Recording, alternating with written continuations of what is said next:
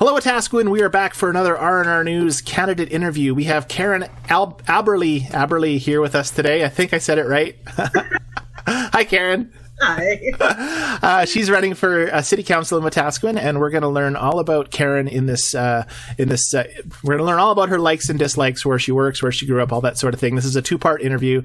Part 1 is tonight, and Part 2 is going to be released on October 6th. At about 9 o'clock, which is directly in line with the end of the Chamber Forum, so that at the end of the Chamber Forum, everybody will have a lot of information to go over to choose the person or persons they think are the perfect fit for Wetaskiwin. So, welcome, Karen. How was your date today? What did you end up doing on this nice? Good. I was at work, so I was working at the museum. We had some of the councillors came over. We just opened up beans at the museum, so came over, shared some coffee, and let's have some chats. Nice. Good stuff. All right. Well, let's just start off by asking. I've got to bring my slide up. Here we go. Okay, I know I'm live, so this is Karen. I need to tell my dog to go lay down. Sure. No problem. We had one spot where one of the candidates had to get a drink of water, and so they were choking and hacking and walked away, but that was fun. Anyway, so Karen, where are you from, and what brought you to Wetaskiwin if you're not from Wetaskiwin? Yeah, so I'm originally from Treaty 7. I grew up in Calgary. I was born and raised in Calgary. I moved around a bit. I went to Vancouver for 6 years. I was in Glasgow, Scotland for 4, and then I came to Wetaskiwin to run the museum downtown, so my journey's long, and it brought me here. So you left Scotland to come back to Wetaskiwin? That's what I heard? I had a couple years in between. My husband didn't. He had a couple months. I see. So you mentioned a husband. How about any children or other family? Anthony, my husband, and then the dog that is going to be a pain, I think, and 2 cats, a bunch of fish. No troubles at all. Karen, what do you do in your free time? How do you spend your free time besides working at the museum? We'll talk about the museum in a second, but do you have any hobbies, or what do you do in your free time? No, most of my time I spend, I would say, in the community doing that sort of stuff. But in the summer, I like to be in my yard, and I spend a lot of time in my garden. We bought the house 3 years ago, so I've just been sort of switching over to perennials, trying to get it more just an urban habitat for the wildlife and work on that. So I spend a lot of time outside in the summer, and in the winter I'm a hockey fan and a lacrosse fan. I don't need to let you know my allegiance, but go Flames go. And so it's just been, so I spend a lot of time doing that in winter, is just watching hockey and lacrosse. Sure. What type of educational background do you have? High school, post-secondary? Yeah. So yes, all of that. I have 2 undergraduate degrees that I got at the University of Calgary, and then I went on, did a master's in classical archaeology, the Greeks and the Romans, and my PhD is also in Greek-Roman studies. I studied cross-cultural contact. Wow, there's not a lot of our historical sites in Canada that are old like that. Everything's usually like. But I always argue that ours are much older. So even in Wetaskiwin, evidence in and around the area is 8,000 years of history. Oh, really? I thought the oldest thing in Wetaskiwin was all those pennies that were pushed into the sidewalk by the Penny's Home Furnishing building. You're funny. No. Huge, great, an amazing history here, and I love Wetaskiwin for its history. Nice. So let's talk about your work history, or your work background, or what you're doing now. What do you love about the museum? How long have you been there, and all that cool stuff? Yeah, so I moved here on October 6, 2013. So we're almost at my anniversary, 8 years. And I came here to work at the museum, and it was I did museum studies as an undergraduate. I worked in some museums, putting myself through school doing that. And when I graduated, I did the typical, let's try to get a job being a professor. And in that sort of year from graduating on, I just decided that I don't think I wanted to be in academia anymore. It was not, I wouldn't say the stressful necessarily, but it's a lot of, if I could just have been a teacher, I would have loved that. But I just didn't want to spend my life as the crazy professor. So I went back to museums, back into that world, and applied for some, and this was the best fit for me. So the Heritage Museum has an amazing, solid base, and I just knew that I could come and sort of build on that and build on the already really strong structure. So I was really excited. I didn't plan on staying. I thought it was going to be sort of, I had a 5-year vision, a 5-year plan, if they had asked me, in the interview. But then I fell in love with Wetaskiwin and the work I do, and I get to do great things and be in the community and just feel connected. So are you full-time at the museum? Are you there Monday to Friday, 9 to 5? Yeah. So is Tuesday to Saturday. But Tuesday to Saturday. There's no 9 to 5 in the museum world. Oh, I suppose. Shows how much I know about museums. Yeah. How often does curious? This is just a curiosity question. So I've been in the Heritage Museum a couple of times. How often does stuff change? Like, so the downstairs has that whole schoolroom vibe kind of thing, or there's classrooms and stuff. Should we be coming to the museum like once every 6 months to see what's new? Like, how often is there stuff changed there?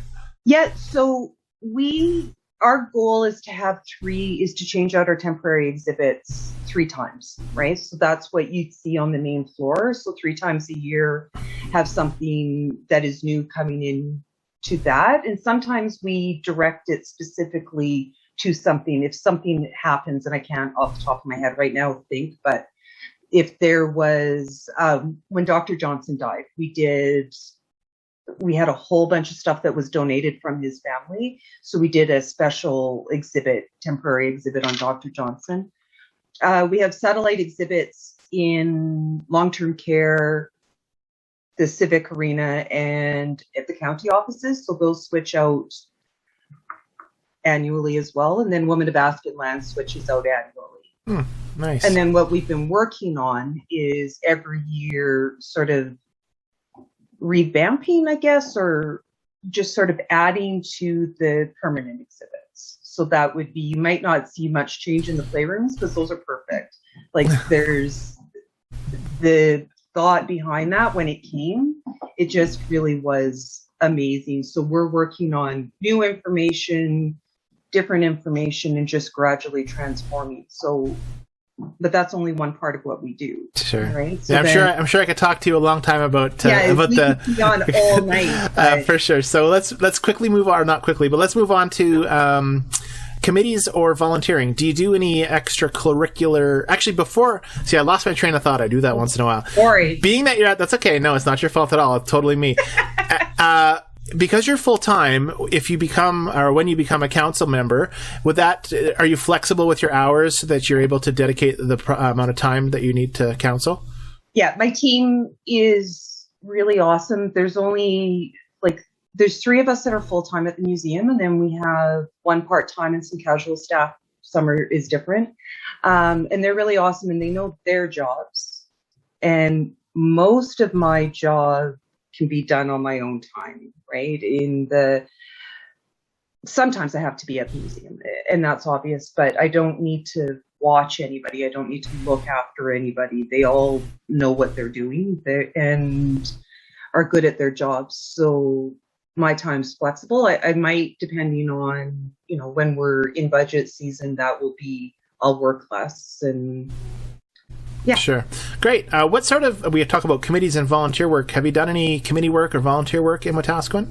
Yeah. So right now I'm currently on the executive at the Legion. So I'm the education and publicity person on the Legion. And then that's the only formal thing I'm doing right now in Wetaskiwin that's sort of regular. I help out where I can. I've been part of Secret Santa. I was on the women's conference for a couple years and just really good. I write it. My website is, if you have a casino, which we haven't had many of, but if you have a casino and you want somebody to be your chip runner, I'm your girl. Because for whatever reason, I love that. And I just get to be there, and I'm working. I sit in the room and I work and run out and run chips. And Very interesting. Yeah. Nice. And then the question that everybody came here tonight to find out, what's the motivation for Karen to run for city council? And I think that goes back to coming here and having an idea of what Wetaskiwin was going to be. And I really fell in love with it really quickly. And I think part of it was the Women of Aspenland exhibit, because we spend our time really getting to know people in the community through that. We used to do a Pioneer of the Year. We interview residents, and I just started to get to know them. And people come into the museum sometimes just to visit, which is good, right? They want to stop by, and I just love this community. And the more I got out and the more I started being out and about it, the people are really amazing. So that's kind of the motivation for now, is I want to give back. I've got a lot out of this community. And this is going to come up in our second part of our interview, but I'm starting to worry. I think that COVID has hit people hard. I think that there's losing of some faith in ourselves and the community, and I want to try to help to bring that back, because we are really full of amazing people that do amazing things, and I want to help be that voice. Great. All right. Before we say good night to the people of Wetaskiwin, or good morning. That went by quick. Well, we're still kind of got a few seconds left for it. Before we go, do you have what's the best way for someone to contact you, Karen, should they have additional questions or want to learn more about you? I do have a website, so it's voteaberlewetaskiwin.ca. So all of my contacts on that, but you'll find my council page on Instagram, Facebook. I cannot remember my phone number, so I'm not going to give that out, but it is on my pages. Yeah. And you can find the City of Wetaskiwin website council information by Googling Wetaskiwin election and then clicking on the first link. It takes you right to the election page. And then there's a bunch of boxes with all the phone numbers and contact for everybody, including Karen. Great. Well, thank you so much for tonight's interview, Karen. Thanks. We're going to move on to section 2. So don't hang up. Otherwise, I got to call you back and then there's a problem. So we're going to wave goodbye to the folks of Wetaskiwin until part 2. Part 2 will be coming out October 6th at 9 o'clock at night, which is when the chamber meeting ends. And that way residents will be able to listen to all of these part 2 interviews, as well as have the information from the chamber to make an informed decision. Do you know what day the election is on, Karen? Is it what day the election is? Yeah, is it October? It's interesting that you asked. I know very well, because election day is People's Day in Canada. So that was the day that women were deemed people under the British North America Act. So I think it's very exciting. So the 18th is election day, but we have advanced polls on the 13th and the 16th. There we go. All right. Bye, Wetaskiwin, until part 2. Bye.